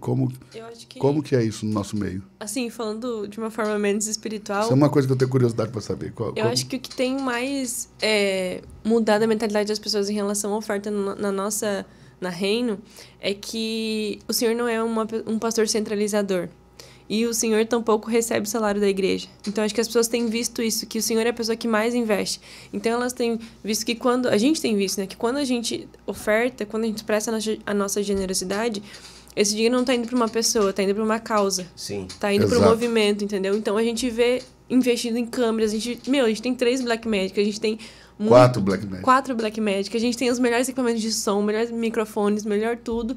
Então, a gente tem visto que isso está sendo investido realmente no reino, sabe? Naquilo que tá... A gente tem projetos sociais, a gente tem terreno no Paraguai, a gente sempre tem alimento lá para dar para as pessoas. Então, a gente, como igreja, eu sinto isso, sabe? Que a gente dá não para enriquecer uma pessoa, que é o que a gente muitas vezes viu já, sabe? Mas a gente está dando para justamente trabalhar em prol do que a gente está construindo. Da nossa causa. Exato. Coisa boa. Principalmente o investimento em E vocês acham que as pessoas. pessoas que chegam ali têm essa percepção? Eu acredito eu que sim, acredito por um que fator. sim. Não tem promessa. Por exemplo, Ó! Gostei, né? Ficou parecendo, tipo, o pessoal do marketing digital, para vender tem que ter promessa. exato. Exato. Então a gente não está vendendo nada, porque não tem promessa. Não tem Exato. promessa nenhuma. Gostei. Nem da parte do ministro que está fazendo oferta, quanto da parte de Deus. Eu digo assim, Deus vai te dar algo. Exato. Não tem promessa. É simplesmente o fato que você precisa ser generoso. E você precisa entender que a natureza de Cristo é generosa. Então, acho que isso é disruptivo para as pessoas que chegam. E eu acredito que eles têm essa primeira percepção, assim, que não tem promessa. Top. Bom, Falou muito, bonito. Muito bom, Léo. Muito bom. Bom perceber isso também. Bora lá, acabou as equipes? Tem mais? Não, tem muito mais. Vai falando então A aí, gente- vamos falando mais rapidinho, sem dar tantos detalhes. Não, agora já tá terminando. A gente tem Essential School, né? Que é a nossa equipe de ensino. Então, Top demais. que é liderada pelo Que Vinícius aqui o Bertoloni. Vinícius é o Pastor líder. Vinícius. É, Aí nós Pastor. temos o DNA do Reino e começamos o Maturidade no Maturidade Espírito. no DNA do Reino são 10 segundas-feiras, né? Acabou uma turma, começa outra. E o Maturidade Espiritual são 8 aulas, uma por mês. Então são 8 Isso. meses para terminar a maturidade. E aí a gente tem também a equipe de Connect, que é a nossa equipe responsável por conectar as pessoas novas da comunidade da Reino ali, que é subdividida em 2 equipes, que é o follow-up e o batismo e apresentação. Então, a equipe de batismo e apresentação de criança é responsável por organizar esses 2 eventos da Reino, né? Então, eles buscam as pessoas que têm interesse em se batizar, eles vão e organizam, marcam o horário, marcam o dia, tudo em relação à camiseta, eles que organizam tudo. E apresentação de crianças igualmente. E a gente tem a nossa equipe de follow-up, que hoje também é o nosso orgulho, que é top demais. Então, todos os dias, à tarde, ali na Reino, nós temos, no mínimo, uma pessoa, mas a gente tem mais, normalmente são 4, 5 pessoas, mas no mínimo uma pessoa que é responsável por ligar para as pessoas, para os nossos membros e pessoas que já visitaram a Reino e deixaram seu contato de alguma forma. Então, assim, a gente tem visto que, nossa, tem sido, assim, incrível. A gente liga e a gente não é uma conversa engessada, é sempre, oi, tudo bem? Aqui é fulano da Reino. Tô aqui pra saber como é que você tá, como é que tá a sua família, você tá precisando de alguma coisa, tem alguma coisa que a gente pode fazer pra te ajudar, pra te servir. E as pessoas ficam, assim, admiradas, sabe? Tipo, ficam, nossa, meu Deus, lembraram de mim. E a gente tem um testemunho de uma menina que uma menina da nossa igreja, da Reino, trouxe uma amiga dela lá do Maranhão, se eu não me engano. E ela veio uma vez, deixou o contato dela e voltou. Isso faz muito tempo. E essas semanas, agora, alguém ligou pra ela e ela ficou assim, ela falou, ai, nossa, que legal, mas eu não sou daí de Balneário. Daí explicaram pra ela, falaram, você pode assistir nossas reuniões de forma online e tal. Aí a menina que levou ela, né, a nossa membra, falou que ela chegou e falou assim, ai, tô assistindo os cultos da tua igreja. Dela, ué, como assim? Como é que você sabe que tem? Dela, não, porque me ligaram e me falaram que eu podia assistir online. Então, assim, muita gente tá tendo essa reação de, nossa, sabe, tá se sentindo parte porque alguém ligou por um telefone. Até a nossa membro ficou impactada. Exato, ela ficou, nossa, te ligaram, como assim? E ela, tipo, melhor amiga.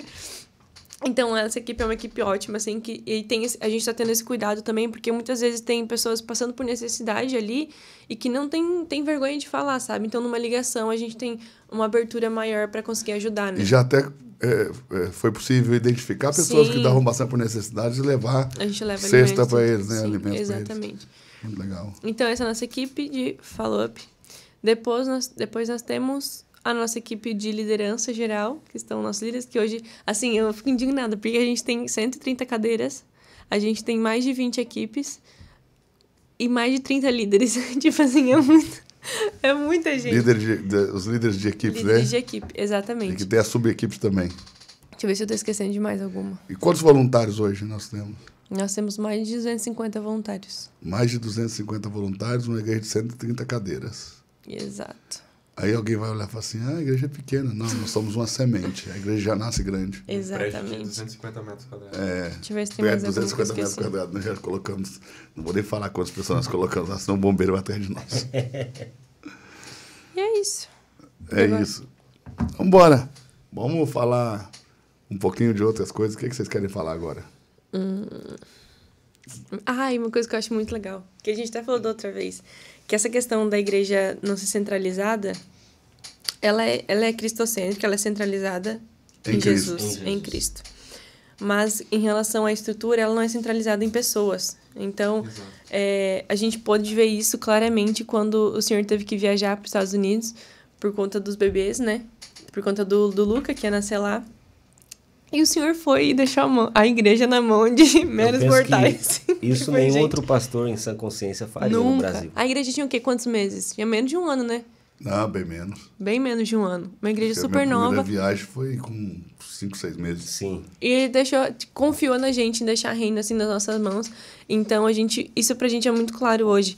Eu, na posição que eu tô hoje, eu entendo que se eu precisar sair hoje dessa posição, a igreja não vai parar, sabe? A reino não vai Eu parar. acredito que um dos segredos do avanço da igreja é essa capacidade do pastor de descentralizar.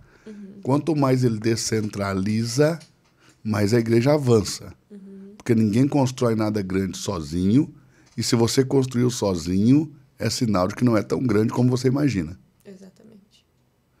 Então, nós temos que entender, como pastores, que precisamos descentralizar. É um exercício diário para mim. Entende? Mas eu não sei o que o Espírito Santo fez comigo, que eu entrego mesmo, esqueço, deixo Deus controlar, Deus organizar, eu entrego, descentralizo, e acredito que os pastores precisam trabalhar isso todos os dias na vida deles, descentralizar. E também os nossos líderes, temos que ensinar os nossos líderes a descentralizar, porque às vezes você descentraliza de você e põe na mão de um líder centralizador, aí vai... Trava, né? Vai travar ali, vai levantar uma barreira, vai represar ali o rio, né? Sim, exato. Vai represar ali. Então, você tem que ensinar também os seus líderes a serem descentralizadores.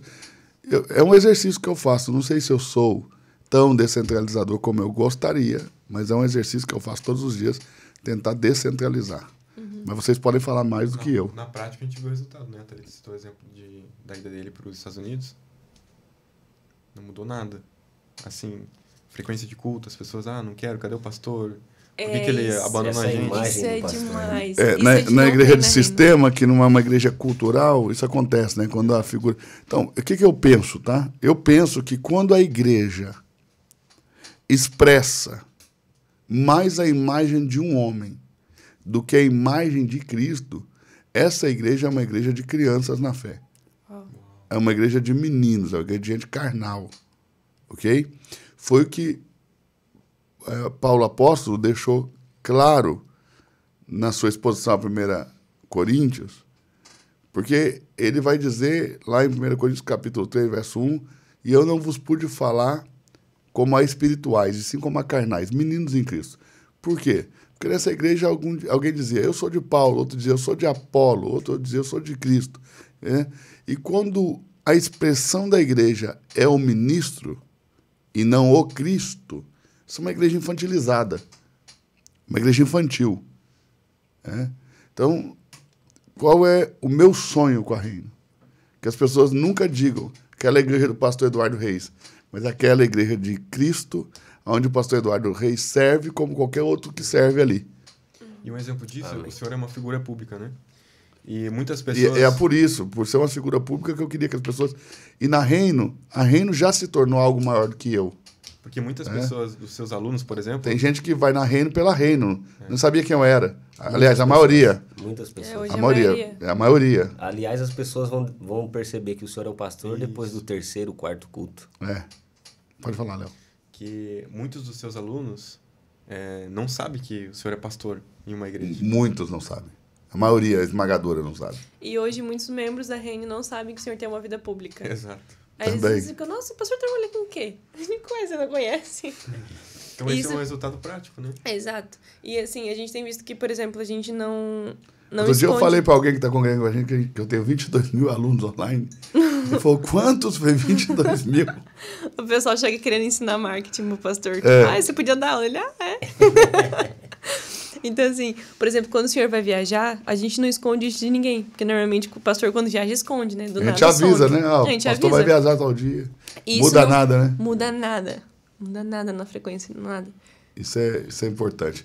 Então, como vocês veem a igreja para o futuro? Felipe Levac.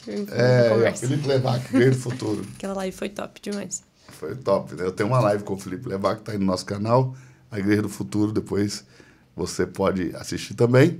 E se você não está inscrito no nosso canal, se inscreva aí, ativa o sininho, meu sonho é falar isso, ativa o sininho, ative o sininho para você receber as notificações, ok?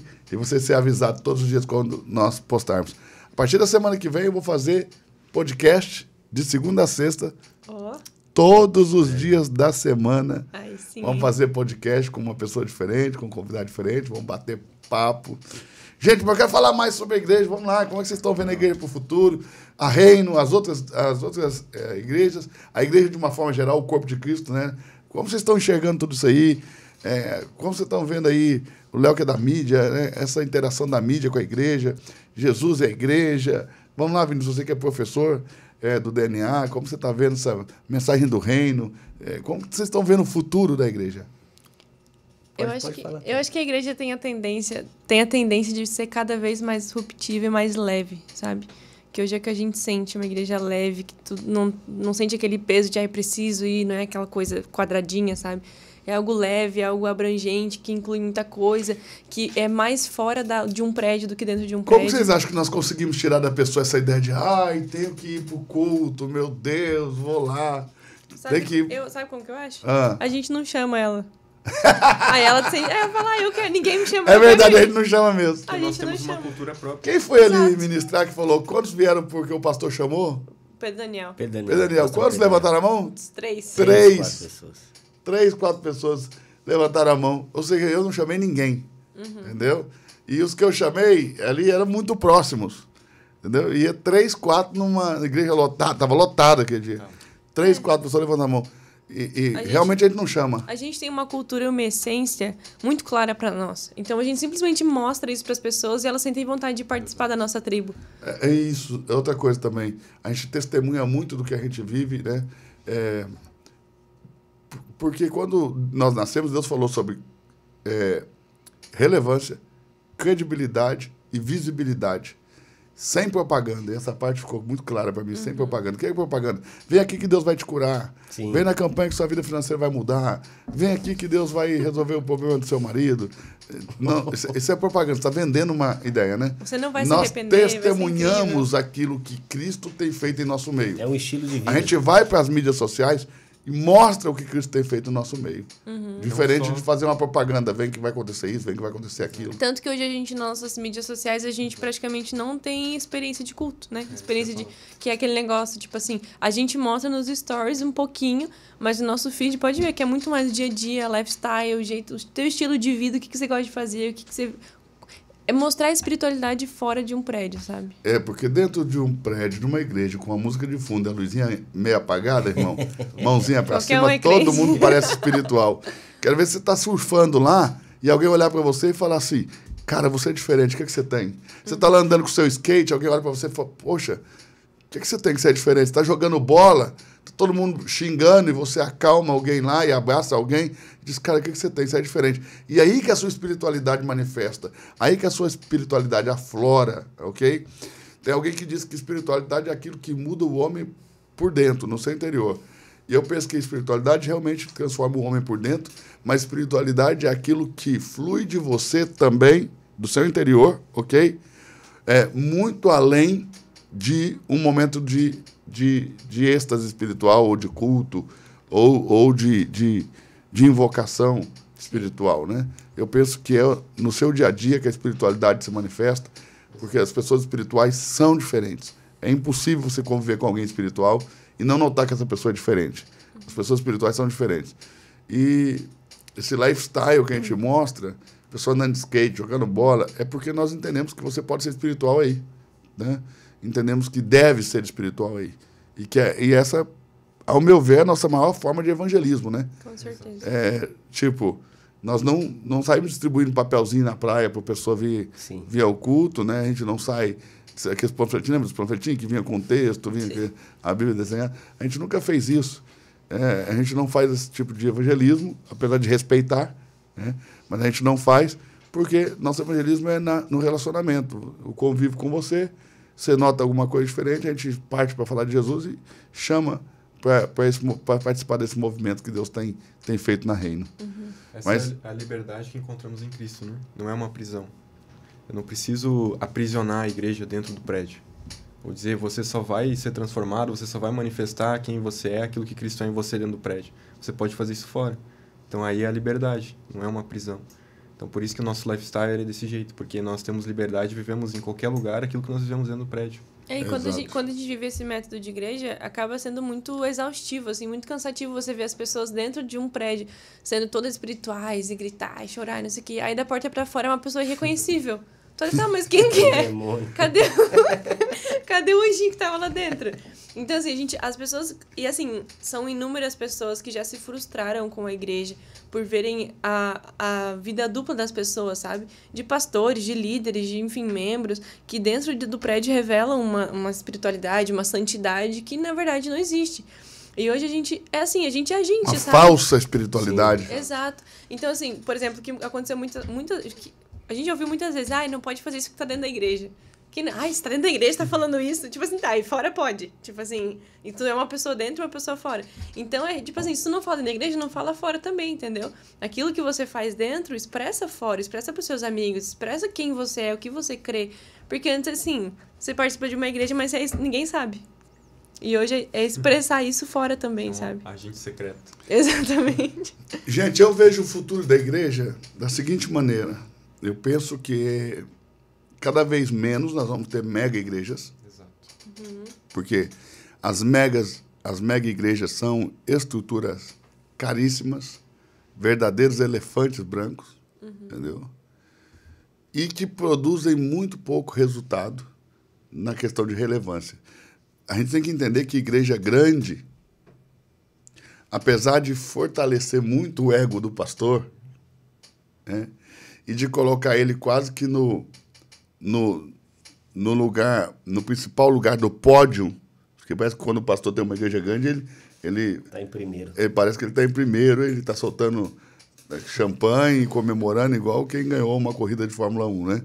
Mas, apesar disso, eu entendo que uma igreja grande, em termos de estrutura gigantesca, mega igreja, ela custa caro e nem sempre é relevante. Nem sempre alcança tão longe.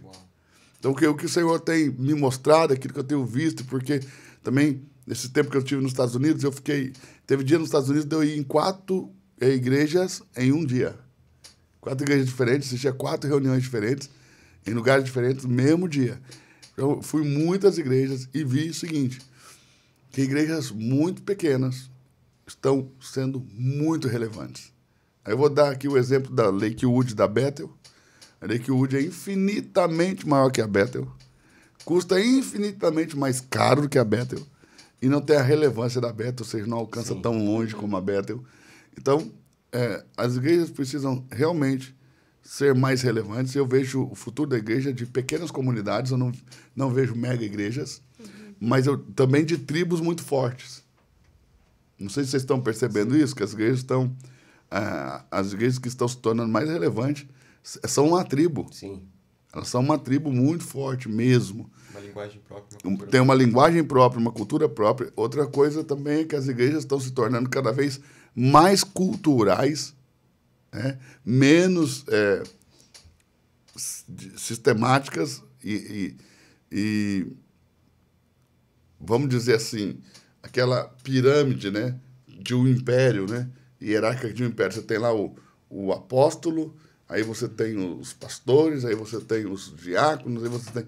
Essa estrutura hierárquica está caindo, porque nós estamos vivendo hoje uma igreja cultural onde Cristo é o centro e todos nós servimos ao redor de Cristo. Exato. E se destaca quem serve mais, que foi o que Jesus disse. Quem quiser ser o maior, que sirva. Entende? Uau. Então eu vejo o futuro da igreja, pequenas comunidades. Então, por exemplo, nós não vamos construir jamais um prédio, não digo jamais, porque também... Né? Vai que... Mas nós não temos a intenção, a menos que alguma coisa muito sobrenatural aconteça, nós não temos a intenção de ter um prédio com mais de 1.000 lugares. 1.200 explodindo.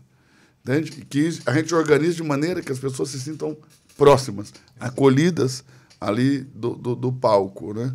Acolhidas pelo palco. Por quê? Porque esse negócio de você ter aqui um palco e um mundo sem fim lá é só para mostrar que eu sou bom, que eu tenho gente, que a minha igreja é grande, entendeu? Para alimentar o ego. Então, todo mundo de pertinho, vamos sentir o calor do Espírito Santo, vamos sentir o calor da presença e da vida de Jesus, entende? Então, eu não acredito em mega igrejas. Porque são caras, porque nem sempre são efetivas, eficientes, entende? E nem sempre tem a relevância necessária, mas eu acredito em igrejas relevantes. Acredito muito em igrejas relevantes, acredito muito nesses movimentos que se formam tribos, que têm sua própria linguagem, sua cultura, e que Cristo é o centro, igrejas cristocêntricas. Eu penso que cada vez mais a igreja vai se tornar cristocêntrica. E esse negócio de você ir a uma reunião em uma denominação e não ouvir o nome de Jesus, ou ouvir pouquíssimas vezes o nome de Jesus, vai acabar. Porque nada se sustenta Exato. Fora do fundamento que é Cristo. Cristo é o fundamento. Cristo é o fundamento. Então, esse é o futuro. Nós estamos esse ano todo falando sobre Jesus, sobre Cristo, na Reino, nos domingos. E no final do ano, agora, no dia 14 e 15 de novembro, nós vamos ter uma grande conferência aqui em Balneário Camboriú, no centro de eventos de Balneário Camboriú, que abriu novo ali. Nós fomos os primeiros a marcar essa conferência, né? Mas não fomos os primeiros a realizar, porque uma outra igreja já realizou ali um evento. Nós fomos os primeiros a marcar essa reunião, nós marcamos lá, antes mesmo deles inaugurarem, a gente já estava agendado, né? Eu, inclusive, participei da inauguração do centro de eventos, estava lá o vice-governador, não, vice-governadora? Acho que é vice-governadora. Sim. O prefeito, estava um senador, se não me engano, o senador irmão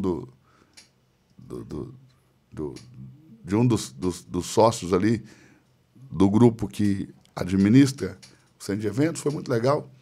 E agora, em novembro, 14, 15 de novembro, nós vamos fazer a conferência. E olha o nome da conferência. Qual? Simplesmente Jesus. Uau. E nós vamos falar da centralidade de Cristo na igreja, da importância de Jesus na igreja, do Jesus histórico, do Jesus místico. Nós vamos falar sobre como fazer com que a igreja se torne cristocêntrica. E vamos ter convidados de fora do país, né? Vai ter convidados de fora do país, nós já estamos aí com alguns convidados. Estamos trazendo o pessoal lá da Mosaic, para onde a Thalita foi. Estamos trazendo os pastores da Mosaic para o Brasil. Vai ser muito legal. E vai ser uma conferência muito, muito, muito poderosa para falar de Jesus. Coisa muito simples, mas muito poderosa. Para falar de Jesus. Com muita vida de Deus, como é a característica de tudo aquilo que a gente faz aqui na Reino. Porque uma das coisas também que me apaixona na Reino é que tudo que a gente faz tem muita vida de Deus, por mais simples que seja.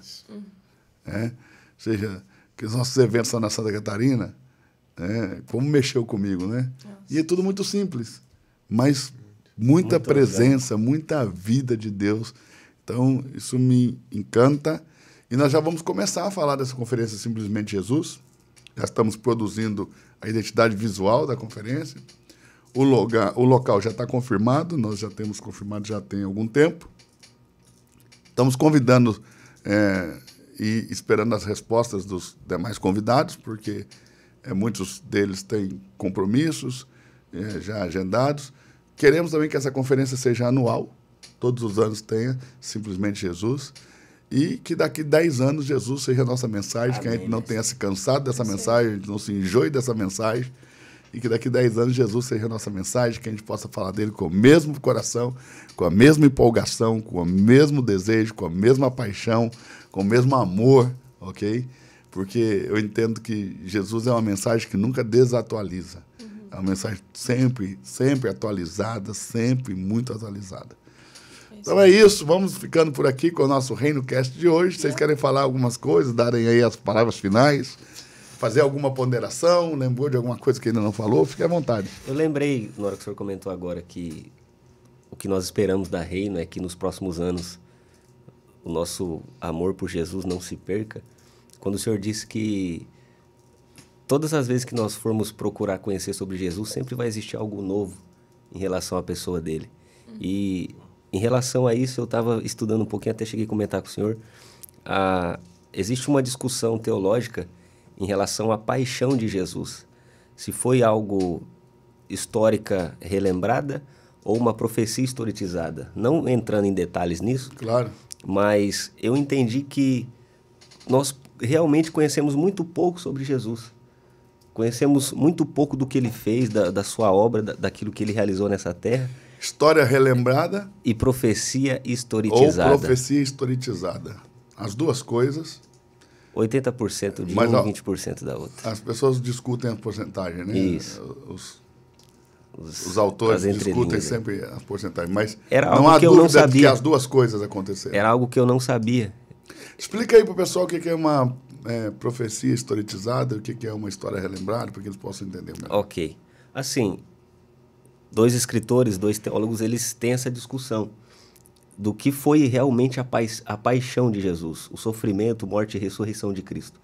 Um chamado Ray Brown, ele acredita que aquilo que Jesus sofreu, ele denomina como história relembrada. Por que história relembrada? Porque ele crê que realmente aconteceu tudo aquilo no sofrimento de Jesus e os evangelistas, eles vivenciaram aquilo e eles escreveram uma história relembrando do que aconteceu. E já um outro teólogo chamado John Dominic, ele ensina que a paixão de Cristo, ela não foi uma história relembrada, 100%. Ela foi uma profecia historicizada. O que é isso? Os escritores pegaram textos do Antigo Testamento, como, por exemplo, na hora que Jesus está sendo crucificado, tanto Mateus, Marcos e Lucas, eles vão relatar que do meio-dia até as 3 da tarde houve trevas sobre a terra. E se você for ler o Antigo Testamento, isso é um cumprimento de uma profecia de Amós, capítulo 8, verso 9 e 10, quando o profeta declara que haveria trevas na terra por causa de um único filho. Então eles entendem que esse único filho seria o Messias, o Jesus, os evangelistas no caso, entendem que esse único filho seria Jesus e que no momento em que Jesus estava sendo morto, não aconteceu que houvesse trevas, mas eles pegaram essa profecia e colocaram nos seus escritos. Conseguiram assimilar? Sim. Como se de alguma forma fosse o espiritual. Isso, Sim. como se fosse o espiritual. Mas, resumindo tudo, tanto Ray Brown como John Dominic, eles não conseguem negar o fato de que Jesus realmente morreu, sofreu e ressuscitou. E eles descobriram isso quando eles foram estudar fora dos defensores do Evangelho. Quando eles foram estudar fora do mundo evangélico, das narrativas dos evangelistas, eles foram estudar fora disso, porque eles entenderam que Mateus, Marcos, Lucas e João, eles defendem Jesus, porque eles creem em Jesus. E quando eles foram estudar fora disso, como, por exemplo, historiadores como Flávio Josefo, um historiador do 1º século, que não é cristão, ele é judeu, ele também defende o fato de que um homem morreu. Aliás, ele defende o fato de que foi gerado um movimento. Isso, eu vou entrar nessa parte. Ele defende o fato de que um homem morreu, que esse homem padeceu muito, e ele declara que era Jesus, mesmo não sendo cristão. E ele diz assim: houve um movimento E por causa desse movimento, houve uma execução. Foi. E mesmo havendo uma execução, houve uma continuação desse O movimento. movimento não parou. O movimento não parou. Então, Jesus realmente morreu, ele sofreu. Se foi história relembrada ou profecia historicizada, isso não vem ao caso. O que realmente importa é que ele veio, ele sofreu, ele morreu, ele ressuscitou. E ninguém conseguiu negar, nenhum E dos ninguém dois. conseguiu negar, porque esse movimento aconteceu, houve uma execução, mas houve uma continuação desse movimento. O movimento de Jesus não parou. Por que ele não parou? Porque ele foi um movimento idealizado pelo Espírito Santo. Também é legal a gente lembrar que Jesus mudou toda a percepção que as pessoas tinham de Deus. Eu vou falar disso no The New of God. Se eu falar, vai acabar com a minha mensagem. Dá um spoilerzinho aí. Ele não quer, ele fala nem pra mim o que você fala. Ah, dá um spoiler aí, vai. Jesus, ele muda completamente a percepção do que as pessoas têm sobre Deus. Já vou anotar. Tô brincando. Por quê? No antigo pacto, as pessoas tinham uma ideia de um Deus temível, de um Deus vingador, de um Deus irado, de um Deus que se ira. Mas quando Jesus se revela, quando os evangelistas contam a história de Jesus, a primeira coisa que Jesus apresenta é um Deus como Pai. Muda completamente Muda a imagem. completamente a visão dessas pessoas em relação ao Deus dos A imagem judeus. que elas tinham de Deus. Exato. E Jesus, quando ele aparece, a primeira coisa que ele vai mudar para comunicar um novo Deus, é sobre isso que eu vou falar. Jesus, a revelação de um novo Deus. Por que um novo Deus? Porque quando Jesus aparece revelando Deus como Pai, ele apresenta um Deus diferente do Deus dos judeus. E a primeira coisa que Jesus muda é a sua linguagem. Ele não chama Deus mais de Adonai, de Senhor dos céus, El Shaddai, Elohim. Ele chama Deus de Pai. Então Jesus muda a sua linguagem, a maneira de como chama Deus. Isso já gera um confronto muito grande com os fariseus. E tem uma disrupção tem até nunca vista na religião judaica. Tem até um texto que diz que os fariseus queriam matar a Jesus porque Jesus estava chamando Deus de Pai. E Jesus fazendo isso, ele vai mudar o conceito de Deus. Como que se muda o conceito de alguma coisa, mestre? Imagem e linguagem. Imagem, linguagem e a experiência. Imagem, linguagem e experiência. E eu creio que isso é o que nós estamos construindo. Ou seja, ele mudou a imagem que as pessoas tinham de Deus, a linguagem com que as pessoas se relacionavam com ele e a experiência com ele. É muito bom, meu Deus. E é isso que nós estamos construindo na Reino. Porque quando as pessoas chegam na Reino, qual é a percepção que elas têm de igreja? Eu nunca vi algo assim. Exato. Quando elas entram para dentro da igreja, qual que é a linguagem que elas ouvem lá? Meu Deus, que é isso que esse povo está falando? Todo mundo pode servir? Que negócio é esse? É uma linguagem completamente diferente. É uma linguagem de aproximação, De né? aproximação, não é de inclusão. Uma linguagem que espelha as pessoas. Não é uma linguagem que gera afastamento. Exato. E a experiência? Não se pode nem mensurar como que é a experiência das pessoas na Reino. Teve uma moça que veio para o nosso meio, para a nossa comunidade, que ela vivia nos Estados Unidos, na Flórida. Eu preguei toda a mensagem que eu ia pregar, né? Pelo amor de Deus. Você só depois. preparou melhor a mensagem. Fique tranquilo. Quando você pregar, a unção é diferente. O Espírito vai... Então, entenda, ela disse que encontrou na Reino o que não encontrou numa igreja americana. Então, foi uma... Para a gente é importante esses feedbacks, porque mostra que aquilo que nós estamos construindo realmente está impactando a vida das pessoas de maneira que outras igrejas mais velhas, mais preparadas, mais recursos humanos, recursos financeiros, não conseguiram fazer. E também, uma hora nós podíamos vir aqui para falar sobre os investimentos que é feito na Reino, né? As áreas de investimentos, né? Porque requer muito investimento. Muito. Uma igreja relevante requer muito investimento, tanto de material humano como também de recursos materiais, porque tudo custa muito. Agora nós colocamos os in-ears, né? Os fones de ouvido para toda a banda, para os pregadores também.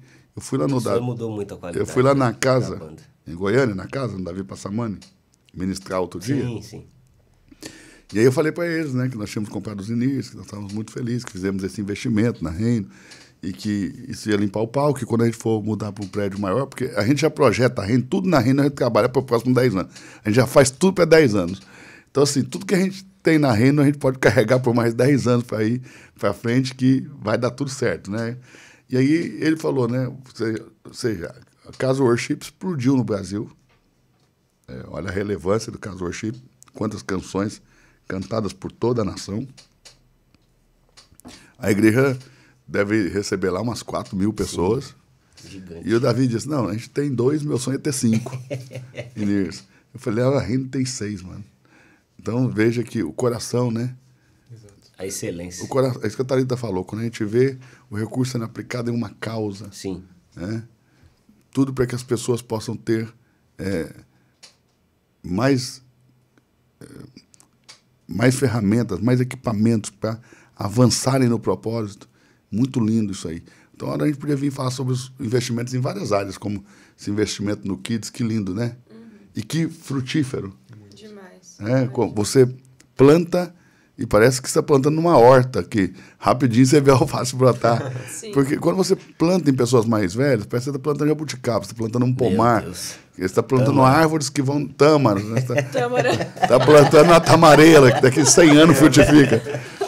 Mas quando você planta em crianças, cara, você está plantando uma horta, entendeu? Que daqui uma semana a alface brota. Sim. Então é uma coisa incrível plantar nas crianças e investir nas crianças tem sido assim, uma experiência única. Isso gera um impacto muito grande na sociedade, né, mestre? E outra coisa, né, que a gente não falou aqui, né? Que a Reino trabalha muito para ter essa relação com a comunidade. Sim, né? comunidade. De ter uma ação social, uma consciência de responsabilidade social, que a gente trabalha muito isso, né? A nossa última distribuição de alimentos foi 3 toneladas de alimentos, com os recursos da Reino. Sim. Entendeu? Não sair ministrando ofertas para a igreja, com os recursos da Reino. Então, muito, muito legal. É isso aí, gente. Obrigado por participarem desse mais um Reino Cast. Demais. Muito top. E Que honra. E vamos ver se de segunda a sexta-feira da semana que vem a gente grava a semana toda. Top. E vamos ver se a gente consegue avançar aí sem falhar, sem parar, para que todo dia, de segunda a sexta, a gente possa soltar ao meio-dia um novo podcast aí para a turma. Beijão, turma. Você que não está inscrito ainda no nosso canal, se inscreva, ative o sininho para você receber as notificações quando nós postarmos os vídeos, quando nós entrarmos no ar, também com as nossas lives. Um beijo no coração de todos. Foi um prazer, gente. Muito obrigado. Prazer. Eu que Foi agradeço. top demais. Meu Deus. Dá tchau para todo mundo aí, gente. Tchau, pessoal. Deus Tchau, abençoe pessoal. vocês. Tchau, gente. Até a próxima.